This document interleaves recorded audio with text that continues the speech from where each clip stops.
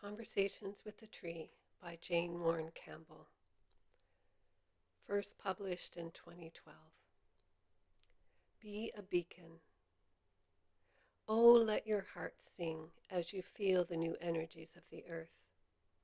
The time of awakening is upon you. Act now and join the celebration. Give up the illusions of difficulty and strife. Pass away the denial of the self. Nothing is more beautiful than a soul awakening to the truth. You are a creator in human form. Recognize your light and make the world shine. Chapter 7. New Humans on a New Earth.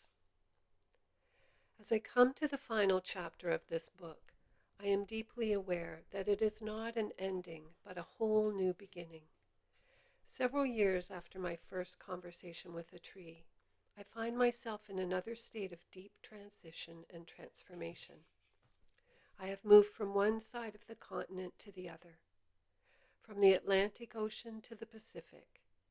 It is a symbol of the great divide I feel between who I am now and who I was when Henrietta first reached out to me. I never could have imagined what was in store for me then. Talking to trees has been one of the most beautiful experiences of my life. They have loved me and guided me and continue to support me. And yet, with every transition, I realize I am being invited into what else is possible. If trees have so much wisdom to share, why not the mountains and the rivers, or this beautiful ocean crashing to shore beside me as I write? What else is possible in this connection with the divine through nature? In my continual journey of change and transformation, I have come to realize that everything comes in perfect timing. The fact that this profound connection with the natural realm is awakening within me so deeply at this time tells me that it is available to all of humanity. Only as I put these thoughts to paper now do I see the significance of the year 2012, when we pass that great marker into a new 26,000-year cycle, being the year when I first found myself in conversation with a tree, as if it is a symbol of what is to come.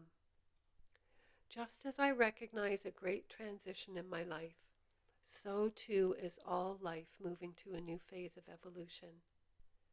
We are part of a living, breathing system. As we connect more fully to it, we also awaken to the fullness of our human capacity and expression. My conversations with the trees have shown me beyond any doubt that our connection to the natural world is deeper than we have believed in our current history. The indigenous people of most nations have kept it alive, yet often hidden from the greater population who did not have the understanding and appreciation to honor their traditions. As one who lived without any education of the traditions of my ancestors, I am aware of the void we carry with the lack of it. For most of my life, I held a great reverence for the land without any cultural awareness to anchor it to. I had no concept of the significance of that void until about a year before leaving Nova Scotia. I attended a workshop facilitated by a powerful man from Ireland who was deeply connected to his ancestry and the tradition of the Druids. As we were gathered in the rural home of our hosts, the sun came streaming through the window, casting shadows on the floor into the center of our circle. The facilitator said something then that made me feel like I had come home to myself. In paraphrasing, he said, "You see those shadows on the floor? That is not just light and shadow. In our tradition, that is sacred." Something came alive in me when I heard those words. In that moment, it felt like he understood me more than I fully knew myself. Finally, I was given a foundation for the deep reverence I have felt at the sight of dancing shadows on the wall as sunlight came streaming into a room or onto the forest floor. It has always stirred some unknown wonder within me, and my heart would dance with delight at the sight of it. All my life I felt alone in that appreciation. Never had I heard anyone speak of the sacredness of shadows. To learn that Druids, who would have been my bloodline, honor the shadows cast by the light, affirmed some great tradition that no doubt I have lived in past lives. It is arising within me once again, leading me to this deep and profound connection with the trees and a sense of wonder about what else is possible. While still living in Nova Scotia, I found a curiosity awaking within me to connect more deeply with the world of nature that surrounds us. I was living in a small coastal community and would often go for a walk to a tiny inhabited island that was linked to the mainland by a short, narrow road. At the end of the island was a vacant lot with two large boulders near the entrance. These huge rocks were about 4 feet tall and 6 feet wide, and stood out in the landscape as though they had been dropped out of the sky. I was no longer living near Henrietta and Georges, and didn't find any trees that really called out to me. Perhaps that lack of connection to a particular tree was what encouraged me to explore and connect with one of the boulders. Both boulders are granite rock, which is common in Nova Scotia. I remember as a child that granite was my favorite rock because it sparkled with the pieces of quartz crystal that makes up a large part of its form. I walked over to the one closest to the road, acknowledged it by saying hello in my mind, and placed my hands upon it. Within seconds, I found myself floating in space, whirling through the dark void on the way to the Earth. The rock was showing me its journey to planet Earth. It told me that it, meaning it and others like it, was responsible for inhabiting the Earth with microbial life as comets came falling out of the sky eons ago. It was showing me that it has been here since the beginning, you could say. This was a completely different experience from connecting to the trees. The trees offer guidance, love, wisdom, and seem to be here to support humanity in our return to love. The boulder, on the other hand, was taking me back in time. I had a sense of the earth in the very early stages of the evolution of life. To affirm the possibility of comets bringing life to our planet, I did a quick search online and found that a study conducted by Dr. Haruna Saghara from the Japan Agency for Marine Earth Science and Technology and Dr. Koichi Mimura from Nagoya University in Japan. Their research, quote, indicates that comet impacts almost certainly played an important role in delivering the seeds of life to the early Earth, unquote. The source of this information also noted that, quote, when NASA's Deep Impact spacecraft crashed into Comet Tempel 1 in 2005, it discovered a mixture of organic and clay particles inside the comet. One theory about the origin of life is that clay particles act as a catalyst, allowing simple organic molecules to get arranged into more and more complex structures, unquote. Again, it is satisfying to have scientific theory support the information I received from the organic life I connect to. I know now that even though rock is inanimate, it is not void of life and intelligence. No doubt, the intelligence of the boulder that chose to share that vision with me is the intelligence that directs all organic life. Like my tree friends, the boulder also helped me with my daily life. One day I was visiting and it reminded me of something I had to do later on that I had completely forgotten about and would have missed if not reminded by the boulder. I also sensed that the huge rock had a more feminine energy, whereas the other similar boulder nearby felt more masculine to me. For some reason, I had not approach the masculine boulder until after a few visits with the feminine one. Perhaps that was an intuitive knowing, because the day that I did decide to go place my hands on the masculine boulder, it asked me not to touch it. I was taken aback at first, feeling rejected. It explained to me that it was placed very near a power pole, and therefore a great deal of electricity was running through it that would not be good for my body. Because it is surrounded by trees, I hadn't even noticed the power pole until then. Being made of granite, the boulder certainly would be a good conductor. I was grateful that the rock honored me with that warning. My introduction to rock energy started in Nova Scotia on the East Coast and expanded as I moved west. As part of my journey to the Pacific Coast, I lived for 6 months in the Rocky Mountains in Alberta, Canada, to be closer to my children. There I became curious and ready to expand my connection to the land that I called home. A healer in the town informed me that there is a major energy vortex in one of the mountains nearby that is known in the Vedic tradition to be the crown chakra of Mother Earth. To be living in the energies of that vortex was very exciting. I knew the area was sacred because Lake Louise, only a few kilometers away, is Archangel Michael's home base on the earth, you could say. However, the information about the crown chakra vortex was completely new to me. Once the days became warmer and spring invited me to be outdoors more often, I decided to explore the possibility of connecting to rock nature again. Since I was living in such a powerful part of the world, and the beautiful Rocky Mountains, why not take advantage of the location and have a conversation with a mountain? My first attempt was with a piece of rock that had fallen off the side of a mountain face that was along a creek where I was hiking with a friend. I took it home, hoping to be able to connect with the mountain energy through the piece of rock that had fallen off. That proved to be fruitless, as I received nothing from the rock.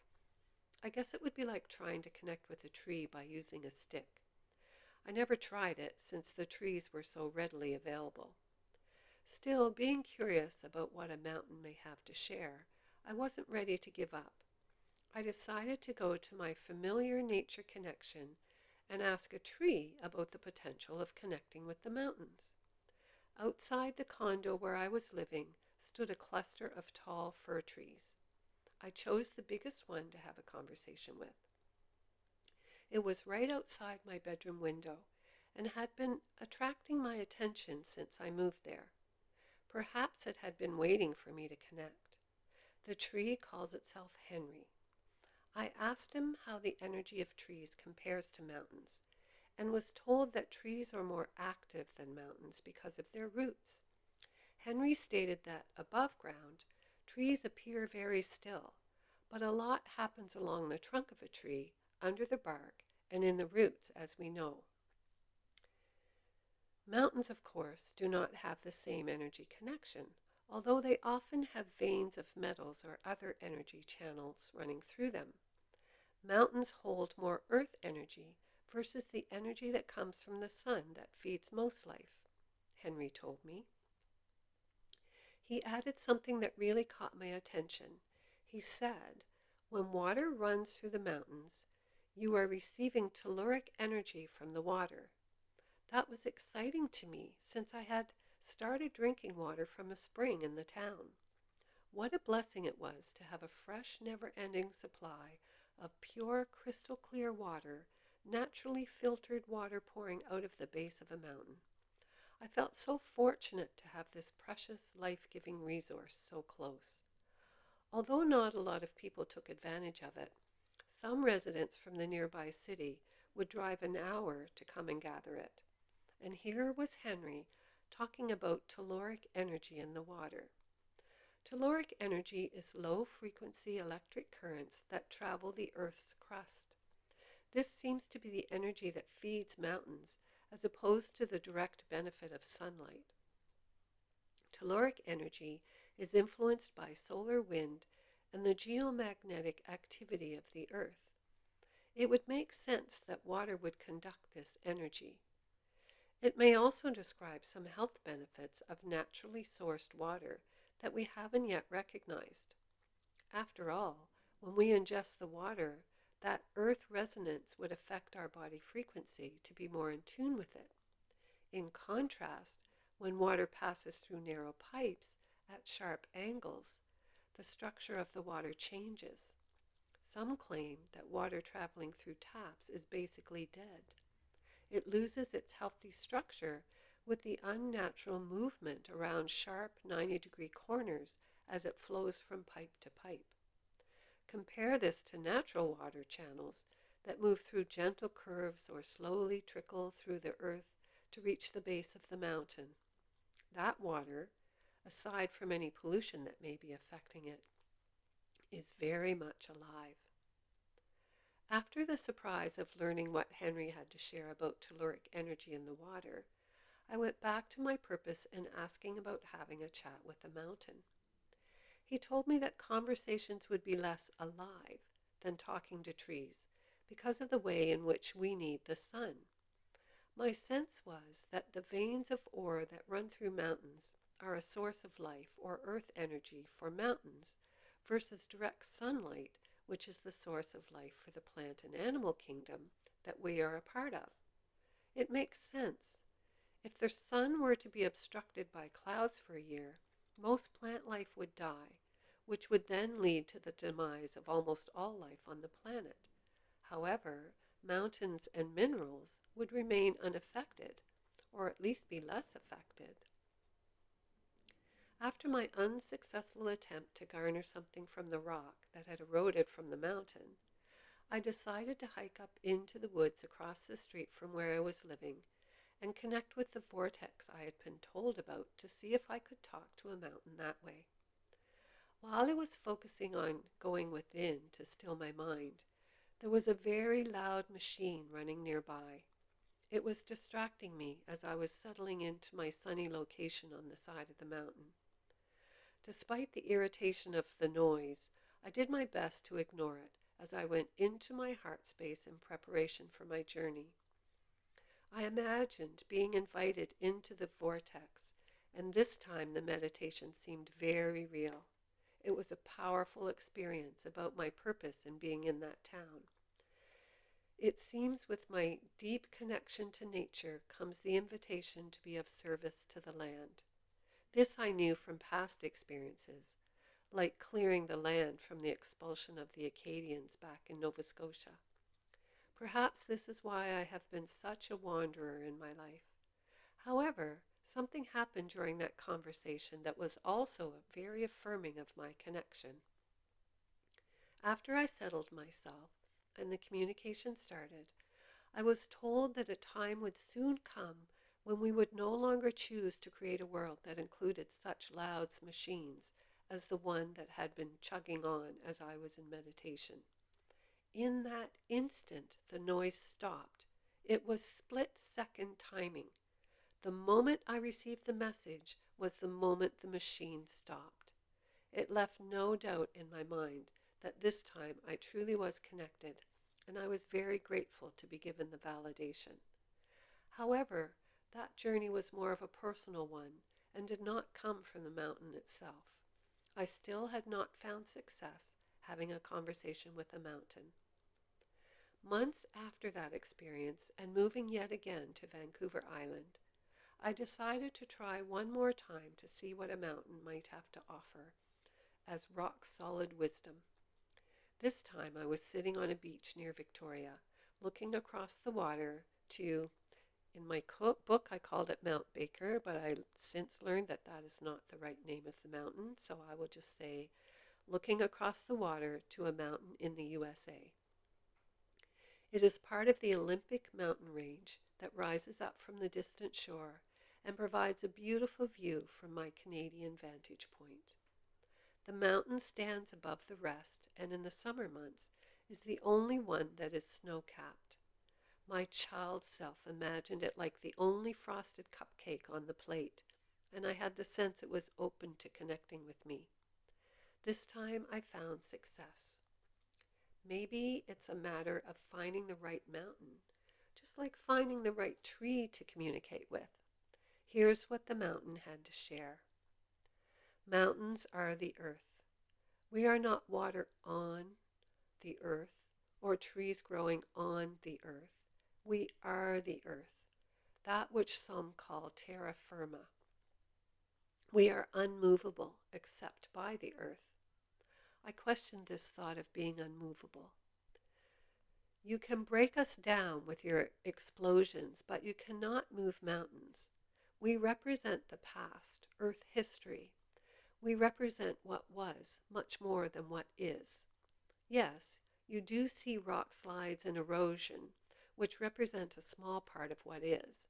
And yet, being as solid as we are, it is slow movement, except in times of great upheaval.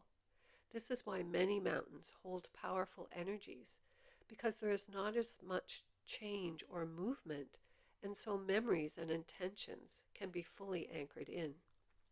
Humanity, on the other hand, is very different. You must change at this time. The longer you wait, the harder it is for you and the earth. There is a great call for awakening at this time that is facing much resistance. You are so firmly embedded in the past that you resist the urge for change. Humans cannot help but feel the need for change, for the energies are shifting. But, like the fear you face of looking within, many push the urges for change away. They do not recognize that it is an invitation into something more beautiful than has ever been on your planet. Yes, Jane, a response to my question about the word ever. This is the potential, more wonderful than even Lemuria. But you must begin to accept the urge to change, to release the past. You must resist the urge to repeat yesterday. You must let go of the fear that keeps you on the wheel. How do humans do that? I asked. You forget what was. You feel into the potential of what could be. You ask, what is the highest potential for me and the planet this day? Spirit, all that is, show me the highest potential. Give me the eyes to see, the ears to listen, and the wisdom to accept the highest potential. Give me the heart for change, and the mind for a new wisdom to reveal itself on the earth. You must ask for that which you desire. One problem is that people keep asking for the same thing. If it does not come, it is not in the highest and best for all. What more could you ask for? How can you expand your asking? How can your asking lead to your greatest purpose? Stop pretending to be small. The earth is weary of this pretending. You are so much more than you allow yourself to even imagine being. It is because many of you do not imagine. You do not think for yourselves. You look for someone else's science to make up your mind for you. Find your own science. Be your own creator. Stage your own play that will be your life. This is all I have for you now. There was my first message from a mountain. It felt like a little tough love mixed with some wise counsel. The tone of the message was different than the more loving essence that comes through the trees, certainly stronger. It reminded me of times when offering channel sessions that the guides would be strong in what they offered. I know it happens when it is in the best interest for the person receiving to hear such a clear message. This message from the mountain had a similar feeling. I decided to accept the advice, to stage my own play and write out the scenes that I am choosing to be my future. If we are indeed creators of our play that we call life, why not write the script and choose the actors? Then we can sit back and watch how it all unfolds. We can place ourselves in the audience and see how the chosen actors interpret their lines. Having received that powerful message from a mountain, I was ready to connect with the Pacific Ocean. It has a different feeling from the wild energy of the Atlantic Ocean that surrounded my home province of Nova Scotia. The Pacific feels lighter to me, as if it holds a less dense energy of the experiences of humanity. I was curious to see what this great body of water would have to share. As I explored the coast, I found a secluded beach and called upon the spirit of the water to see what would happen. A beautiful feminine being arose out of the ocean in my mind's eye. She held a very gentle energy as she spoke. I am the spirit of the water. I am the spirit of you, Jane, for you are the water. You are the ocean. For you see, all life is given form through water. All life. It is the crystalline energy of creation, of manifestation. You can imbue your water with the request of what you choose to manifest. See it in the water and then drink. This is powerful, so be aware. Use only pure, non-manipulative energy in your request. For example, don't ask that so-and-so fall in love with you. That is interference. Instead, request the pure knowing of love. How do you want it to feel? How will you behave in the presence of such love? What will you feel about yourself knowing this is love? This is the way to program your water. Water is emotion, the ocean, emotion. Just as the tides are in constant motion, so too is the expression of feeling within the human. The ocean does not need to try and still itself as humans do, for the purpose of the water is to be your reflection. Have you noticed that water, when still, allows you to see yourself, your reflection? A diamond will sparkle and shine, but it will not show you yourself. Only water will do this. So as you look into the depths of the ocean, know that what you see there is a reflection of your deepest feelings, what lies in the heart of humanity, for the water is a collection, a reflection of the collection, you could say, just as humanity is a collective of each person on this planet. As you know, your oceans are polluted. Your world is polluted. What lies without is created from within. What you see in your world and in your waters is truly showing you what lies in the heart of humanity. It is no longer pristine. It has been corrupted. You need not blame yourselves for this corruption. It was placed beyond your control, and yet you must claim your power and your intent to change it. The oceans, full of pollution and plastic from overconsumption, are a reflection of this corruption. The waters are easily purified with human intention. Did you know this? Did you know how easy you can change the earth and end the corruption? It is as easy as a song. Why do you think the beach is so soothing? Part of it is the rhythm of the waves and the sound. Part of it is the ionic composition of the air, and part of it is a deep knowing, little recognized, of the power of water to transform. Just as tears transform your emotions and allow you to release, the oceans are a breathing, living system of the earth. They are like the lungs of Mother Earth, purifying, filtering, transforming the waters that are the source of life. The more you begin to care for the land, the earth, oceans included, the more you will be caring for yourselves. You will become softer. You can see the harshness of the world. There are sensitives now who cannot cope with it. There are not more mentally disturbed people on your earth now. There are just more sensitive people who are revealing the insanity that has been existing on your planet for far too long. It has passed many cycles where it was meant to end. Now, in this new millennium, it appears humanity will be successful. The ocean is one part of a living system that is Earth. Humanity as a whole is another part. The world is here as an Earth school. Therefore, what you contribute is what you see as your life's creation. You cannot change another, but you can change yourself. Change how you are in the world. Change how you care about the world. The world needs more heart. What is it that determines the end of a human life?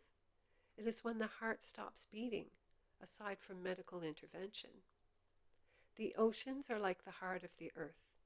When they become clogged, they no longer support life. They reflect your empty hearts.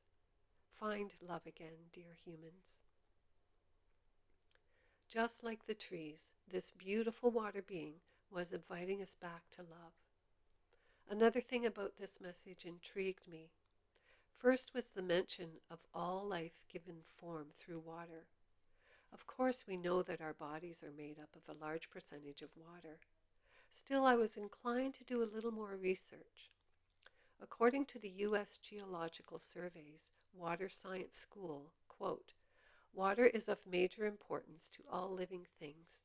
In some organisms, up to 90% of their body weight comes from water, unquote. That certainly would imply that the form of that organism is indeed created largely by water. The site goes on to say, quote, according to H.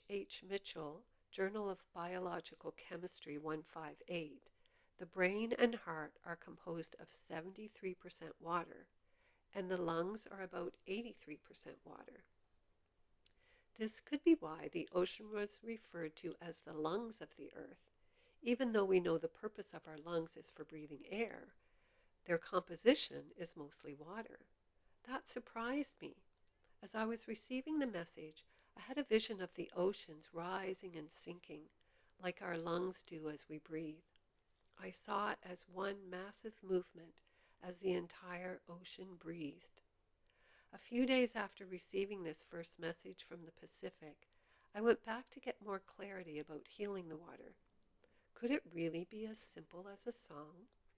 I was curious as to what that meant. However, this time there was a different being that wanted to present itself to me.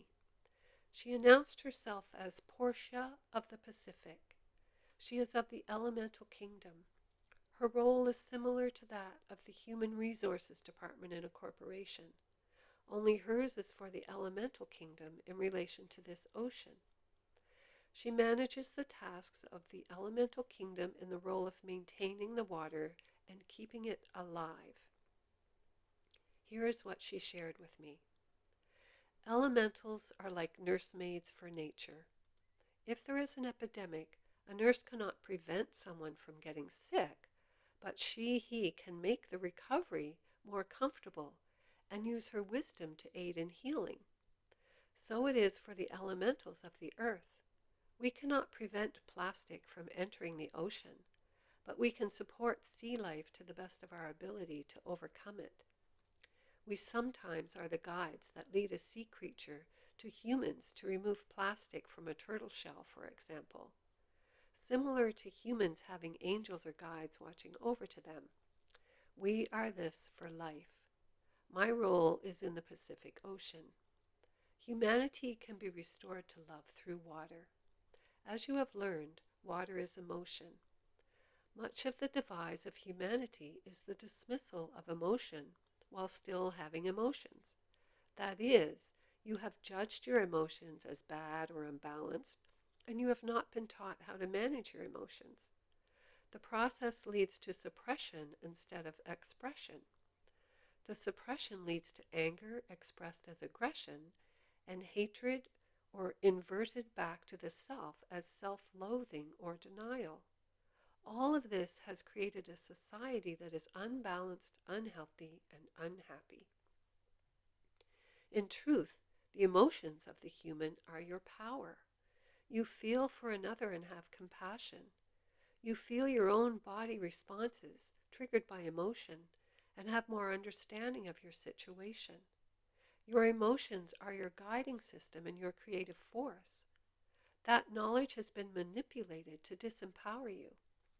Now is the time to claim your birthright, to be whole and empowered and magnificent. You must claim it. No one is going to run up to you with this on a platter and coax you into accepting it. The choice is yours. It is the knowing of what you can choose that we offer here. We see your ecological systems about to crash, so it is our desire that you soon begin to step into your place once again as people of power. What is broken is obvious. Just look to nature and see the imbalance. The solution is also obvious. Look to the systems in nature that support one another, and you will find it. Humans do not hold the only intelligence in the world. Nature itself is intelligence. You may want to consider that and your connection to it and your return back to empowerment. As someone who is highly emotional, that is to say, I feel deeply, and who has been criticized in my life for being so sensitive, I can agree with what Portia has said. I would not trade my sensitive nature for anything. I know that I feel on a much deeper level than many people do. Interestingly, my emotional makeup comes from having many water elements in my astrology chart. That means that no doubt the pain goes deeper, and so does the love that I feel from the trees and my guides and being in nature. Of course, the painful emotions come from humanity, as we are still searching for love. It does not come from hanging out in the woods. That's when our emotions, our feelings, become a radar for what we are experiencing. In the dismissal of our emotions, we are taught to ignore that radar. Take the example of a young child who is taught to hug Uncle Willie because he is family, even when the child doesn't want to do so. Essentially, that child is being taught to override his natural feeling intelligence and replace it with mind logic. In the process of such conditioning, we lose our intuitive animal nature and instead begin to rationalize away what can be potentially harmful situations. If we were working on our emotional nature and allowing our instincts to guide us more freely, there may be less people staying in abusive relationships or disregarding the small inner voice that says, "Don't walk down that street tonight." Instead, we use our rational thinking minds to dismiss our more instinctual, intuitive nature that holds great intelligence. It is heart intelligence, a beautiful base of operation, if you ask me. There is another level to this emotional radar that is awakening within me more all the time. I will sometimes get an uncomfortable feeling in my solar plexus when I am about to do something, or I am reading or watching something. The same feeling often comes up when I am doing clearing work. The solar plexus is connected to the subconscious and also often signals fear energy being released. It is a clear signal to me that what I am doing or about to do is not in my highest good. The more refined it becomes, the more it can relate to something that could easily be dismissed as insignificant. For example, I can be relaxing reading a magazine and I will get an uneasy feeling in my solar plexus or gut. It may be a sign that it is time to get back to what I had committed to doing that day, or to be moving my body for some reason. It may even be something in the article that will not serve my highest good. The more I listen and respect it, the clearer it becomes. I feel like my body's language is becoming so fine-tuned that on days when I'm completely in harmony with myself, every activity is directed by a higher aspect of who I am. Feelings redirect me when I am even slightly off track. These body intuitive nudges, which could be felt as emotions, I believe come from a higher intelligence, my own higher self. I welcome such guidance in my life, especially knowing from Heart Math Institute research that our inner wisdom, intuition, reads a situation seconds before our logical mind does. Part of this may also stem from my daily intention to be living my greatest potential in every moment. Having that intention may be guiding me to things I'm not even aware of and keeping me in the direction of the best outcome for my life. After receiving this message from Portia, I went back to connecting with the beautiful feminine being that had arisen from the ocean a few days earlier. I wanted to go back to her statement that we can purify water and it is as easy as a song. Years ago I worked with water and sound, which I will tell you about after I share what this watery being revealed to me. When a human sings to the water, he is creating. Therefore, consider your song. Do not sing the blues. You can make up a song of whatever you desire. If you are singing to heal the ocean, you may praise it for its purity, its color, its clarity. You may praise it for sustaining beautiful coral reefs and all life that exists around those reefs. You may thank it for sustaining life all over the planet with the process of evaporation and the cycles that water goes through. You can heal the waters this way by singing, out loud of course. You can make up the song. It need not rhyme or sound good to your ears. It is the process of speaking through song that creates. You must be clear in your intention and your visualization as you sing. You may use this same principle in your life. You may sing a song to your drinking water for that which you desire. In this case, your song could be something like, "Thank you for the beautiful water, for holding the structure of joy in my life. I see you now transforming. I see you changing, and so I change with you, for I am you. I am the water that is joy. Joy is my creation. Joy is my essence through you." As you sing, visualize what joy feels like to you. Perhaps see yourself spinning, arms reaching to the heavens, in gratitude as you sing to your water. This, beloveds, can change your world. Sing to the seas as brimming with life, full of fish. See crystal clear turquoise and blue waters. See plastic being sucked up by some great invention that cleans your oceans like a vacuum and then sings it as you imagine yourself at the beach or on a boat. This is the power of your imagination and song. This is the power of love, humans who know who they are. This is the beginning of your new world. The more of you who embrace it, who play with it, and who will consider that there may be some truth here, the more you will see beneficial change in the world. Again, I see deep truth in this message. Earlier in the book, I mentioned the work of Dr. Emoto of Japan, who found a way to take pictures of water molecules. With his work, he proved that water holds our intention and is influenced by prayers and pure intent. It is also negatively influenced by loud, angry music. In his book, Emoto shows water from the same source that was exposed to the words "you fool" and "I love you." The "you fool" water photo looked like an ugly blob, as opposed to the "I love you" exposure, which formulated a beautiful crystal, like a snowflake. More recently, scientists in Germany have shown that water holds a different structure related to the people who are interacting with it. They conducted experiments with different people, putting drops of water onto a slide to be examined under a microscope. Each person put their drop of water onto the slide at the same time from the same water source. What they found was that each person's slide would have a different signature, you could say, that showed up in the water. Every drop created by the same person would have the same signature, but it would be very different from another person's drop of water on a separate slide. Essentially, it looked like each person had created a different snowflake from the water.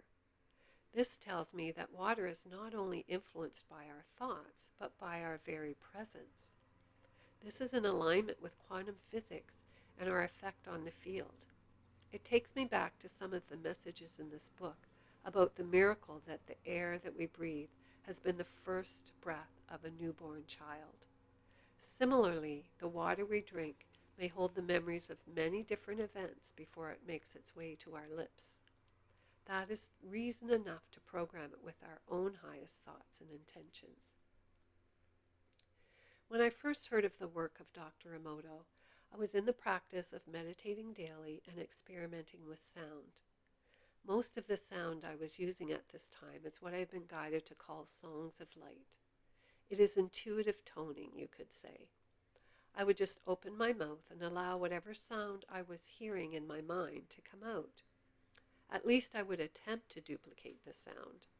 I had been playing with this for a few years before first learning about Dr. Emoto's work back in 2003. A few days after discovering that water holds human intention or prayer, I was inspired to create Rashana sound essences. I toned to the water, knowing that it would hold the intention behind the toning. In meditation, I was guided to create 10 different Rashana sound essences for emotional support. My favorite was gratitude. When taking it daily, I would experience deep washes of gratitude coming over me for the smallest of things. I used to joke that I had gratitude in a bottle. To test the effectiveness of the sound essences, I spent a year asking people to try them and offer feedback. Everyone felt the effects. Some were surprised at the shifts they felt within themselves. I remember one friend who was a bit insulted that I had been guided to give her security to try. She didn't think she needed security in her life. However, after using it for a week, she told me that she realized it was the perfect essence for her. She told me that her teenage daughter was using it and found it gave her more self-confidence. Everyone who tried them had some experience to share. The reason I am telling you this is to validate that being made mostly of water, when we sing to our water or place intention in the water, it truly can change our experience. I invite you to do some research on Dr. Emoto and the changes he saw in the structure of water with his experiments. You may feel inspired to do your own experiments with water. I would tone to the water to make my essences. Yet toning is not the only way. You can sing to it and trust that the intention behind your words and your thoughts as you are directing it to the water that you will drink will indeed make a difference. The energetic structure of the water changes with your song or intention, and then, when you drink it, the energy creates a subtle change to the water in your body. It is similar to homeopathic healing, which has been around since the 1800s. Homeopathy works on the principle that the more diluted the substance is, the greater effect it has on the body. Subtle energy moves past the physical to impact the deeper emotional level of our bodies. In this way, it is very gentle healing that works on all aspects of our energetic makeup and not just the physical body. Our mental, emotional, and spiritual bodies are benefiting as well. As I write, once again I am having synchronistic experience of information coming to me that supports the information being shared. Minutes after writing about water and the impact of what we speak to water, I was on Facebook and someone had posted an article about songs that birds sing to their eggs before hatching and the influence it has on the young bird once it breaks free. The study was done with zebra finches in the wild. One scientist, who had been studying the birds for some time, discovered that at times the finches would sing a different song to the eggs in the nest during the last few days before hatching. This would happen when the weather was particularly hot. They found that the hatchlings, after being exposed to these specific hot weather songs, would be smaller in weight and remain so into adulthood. The baby finches that received the particular song would also prefer a warmer nesting area once they were mating. The scientists speculate that the birds prepare their young for a warmer climate based on the weather days before the eggs are expected to hatch. By remaining smaller in size, they believe the birds are better able to cope with the heat. I share this with you now to emphasize the power of sound and also the continual learning about the mystery of life. There is so much we don't know. Just as the ocean suggested we sing to change the water, we are learning that birds sing to change the development of their hatchlings. It's quite incredible to discover that the song of a bird sings has such a powerful effect on the growing embryo, particularly at such a late stage of development. With water as the basis for all life, Perhaps we should give more consideration to our ability to program it for healing within ourselves and for the earth. I am becoming more and more aware of my thoughts and the words I speak with this knowledge. My body is listening. With this understanding, I am also more particular about what I listen to and what songs I sing along with. The Rolling Stones hit "I Can't Get No Satisfaction" has a great beat, and it's tempting to join in, but that beat is also a powerful influence on the subconscious. Now, if I am listening to the radio and that song happens to come on, I change the words. Instead of "I can't get no satisfaction," I sing, "Life is full of satisfaction, and I'm fine, and I'm fine." It would be easy to dismiss the suggestion that we sing to our water to make change in our lives, in part because it seems so simple. I believe that as complicated as the systems of nature are, the paradox is that it is also simple. Perhaps that's the beauty. The system is so complicated and brilliant that it makes our lives simple, if we are not busy complicating it with our intellect. In our expansion into a new level of awareness, we may come to understand that all of nature is here to support us, not just the trees. Even insects have something to teach us when we accept that everything happening in the outer world is showing us something about our inner world. I find myself embracing that knowing more and more. Some days I am so in tune with it that I notice every small detail as offering some guidance or awareness. In that, I understand that it is not only for me. Each person who comes into my experience is also learning from me as I mirror for them something about their inner world. It is part of the connection. We zip through each other's lives, mostly unaware of the significance of our interactions. I first discovered this when I started practicing the healing method I created, the freedom release technique. It soon became obvious that every person who came for me for support was showing me something within myself that was ready to be revealed and healed. Their expression in the outer world was a mirror for my inner world, and vice versa. This same mirroring recently came to me from an experience with wasps. Not long after moving into my new home in Victoria, I noticed wasps coming and going quite steadily outside my living room window. When I investigated, I saw that they were going into the old pulley system that allows the windows to open and close. The house is over 100 years old, with single-pane windows. I loved the charm of the place, but soon discovered that the pulley system not only was accessible to the wasps from the outside. After about a week, I noticed 2 or 3 wasps buzzing around on the inside. Now they really had my attention. It didn't take me long to discover that the metal wheel for the pulley system was connected to the inside, giving them an open door to my home, so to speak. Action was now required. I called my landlord, concerned not only about destroying the nest, which I felt terrible about, but also my help, not wanting chemicals used to kill the hive to come into my home through the same route as the wasps. It was interesting that the wasps weren't aggressive at all.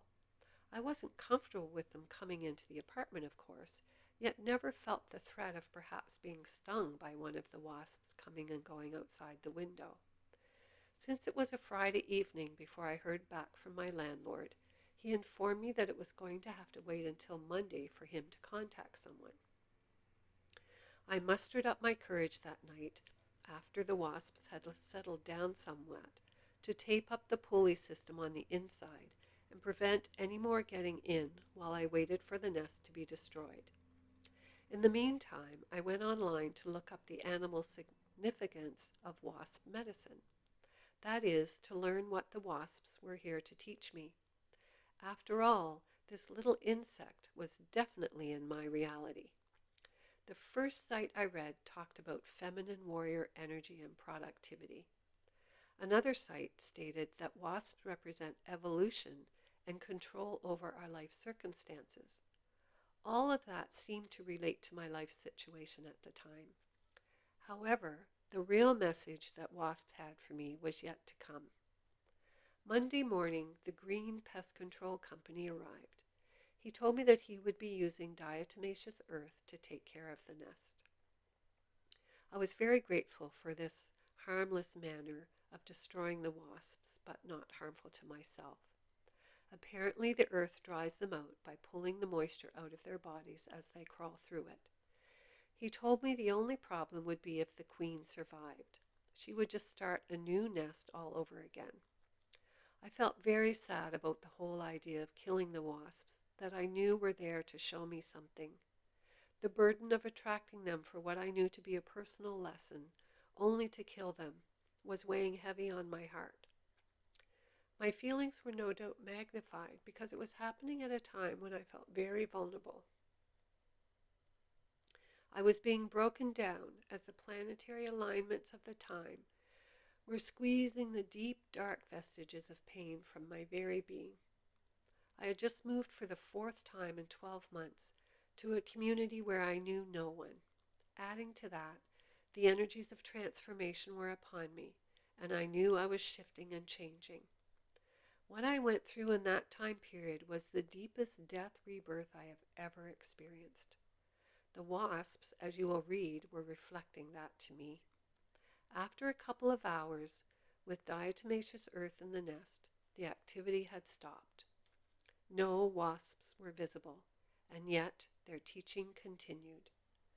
The following day I was still thinking and feeling guilty about the wasps and feeling the deep emotions that were coursing through me. After making supper, I decided to eat in the living room that I had been sitting in most of the afternoon. When I returned there, my eyes were drawn to the floor in the center of the room, only to see a dead wasp. How it got there, I do not know. The inside of the pulley wheel was still taped up, and I hadn't seen any activity from the nest all day. I truly felt like the universe had placed it there, so I would really get what they were showing me. I kneeled on the floor in front of the wasp, filled with sadness for what I didn't even know, as some outside force was breaking down the me that I always knew. Tears were streaming down my face as I said, "Okay, wasp spirit, show me everything you want me to know about this experience so I don't have to repeat it." Immediately, I was shown how the queen fulfills her role. There was no sense of her feeling like royalty, placing her above others saying, "Serve me." No, the queen recognizes that she is of service to the whole nest. She recognizes the importance of her role, and therefore the importance of those who serve her in her role. It is the divine plan. The workers serve her because she needs that support to fulfill her role, each serving the larger community. As this awareness streamed into my mind, I realized that it was telling me of my role in the world. I have lived my life with a false sense of humility and what I call spiritual ego. I misunderstood my beliefs that we are all deserving to mean that we are all equal. We are not. We are all equally important, but we are not all equal. We each have a different role to play in the service to the all. In my vulnerable state that had brought me to my knees, I was open enough to see this truth. All my life I had focused on fairness and equality. In my opinion, a person is worthy not because of their position in the world, but because of their character. Somehow this had kept me from fully expressing my purpose in life and stepping into the greatness that I have come to share with the world. Now I can use that word greatness because of what WASP taught me. Stepping into my magnificence and being willing to step out and say, "Here I am," is not putting myself above anyone, or believing that I am better than anyone. It is nonetheless powerful in declaring and claiming the fullness of who I am and stepping out of playing small to avoid offending others who are not ready to claim that for themselves. It was a great lesson for me. With this new awareness, WASP had one more thing to show me. A couple of days after finding the dead wasp on the floor, which I had assumed was the queen, I heard that buzzing sound on my window again. At first I thought it must have been outside. Then I heard it again, and sure enough, there was a wasp inside my window. This one had longer antennae that curled at the end, and it was larger than the others. It seemed that the queen had indeed survived, and she revealed herself to me so that I might complete my learning. This time I had to take care of the wasp myself, and I knew there was significance in that. I had to be empowered and catch the queen and destroy her so that she wouldn't nest again in the same spot. I caught her with a glass jar and poured in some diatomaceous earth to be sure that she would not survive. This time I had shifted. I was not sad. To the contrary, I felt good about taking charge of my life situation. A strength was emerging from within, allowing myself to be swallowed up by the spiritual death that was happening days before. In the 2 weeks following that whole scenario, I found myself birthed into a completely new awareness of living more fully in the world. I am not the same person I had been. I transformed out of a dream state of living on hope and imagined projections of what might be into being fully anchored into reality. With it came a true sense of taking care of myself and a new perspective of being, for the first time in my life, fully present in the physical world. I know my mission now, like the queen wasp, to live my purpose and allow others to support me along the way, all contributing to the wholeness that honors all life. I share my wasp story with you so that you can see the interconnection between all things, all life upon this planet. My old mantra, all change leads to something better, is no longer required. In its place is a maturity and a knowing that I am the change that leads to something better. That change has come from releasing many layers of pain and suffering that have been my human journey. My burden led me to be a warrior in my life, holding the suffering so long that I didn't know how to soften and allow the cure, love of self. It is a human condition. For me, the change started by dedicating the year 2012 to healing.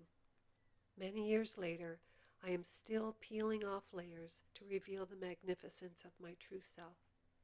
I am becoming a new human on this earth, not so much by changing who I am, although it would appear that way. It is more like a Russian nesting doll, removing all the layers of who I am not as I work back to my true essence. Life is stripping away all the protective layers that I created as a shield from the harsh reality of a 3D world to reveal my true self, hidden deep within the walls of layer after layer of defense. The more this awakens, the more I feel a heartfelt pull toward my fellow human. Being over 60 years old, I am amused that the little child within has finally grown up, not with the passing of years, but with the removal of the debris that had her frightened and withdrawn. Only when the world is a safe place to be can we reveal our deepest truth, our greatest brilliance. For too long we have been suppressed because of our radiance. Now is the time to burst through the layers of suppression and be the fullest expression of our human magnificence.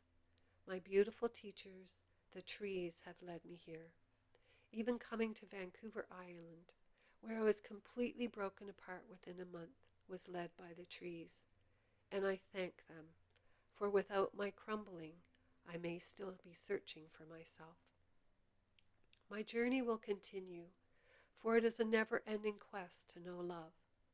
By returning to Source through nature, I am coming to know that love. I have felt the unconditional acceptance that comes from the trees.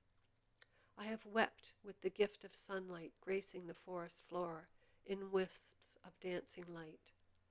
I have spun with the wind as it reminded me that I am alive in a pulsing rhythm of intelligence.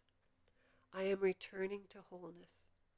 I am returning to the great creation that is human on this most sacred planet Earth. As my love awakens for all the natural world around me, it awakens for myself. That is the invitation. That is the new human on a new earth. We are of one source. When I connect with a tree, I am connecting with my own soul. Its wisdom is my wisdom, filtering to me through the great intelligence that has me believing that I am separate. It has worked for a long, long time, and now I can awaken to the ever-expanding light that is all life. It is safe to awaken to love. That is what the trees want us to know. They have more love for us than we have for ourselves, it seems. Thankfully so. As we witness ourselves through their love, we will heal. In our healing, we will honor each other and all of creation. In that honoring, we will find ourselves living in a new world, a world full of love existing. Come join me there. And that, my friends, is the end of Conversations with a Tree. Thank you for being with me on this journey. I invite you to share the messages if they resonate with you, and invite you to continue the journey of finding your own true nature through nature and all the gifts that it has for us. So much love to you all.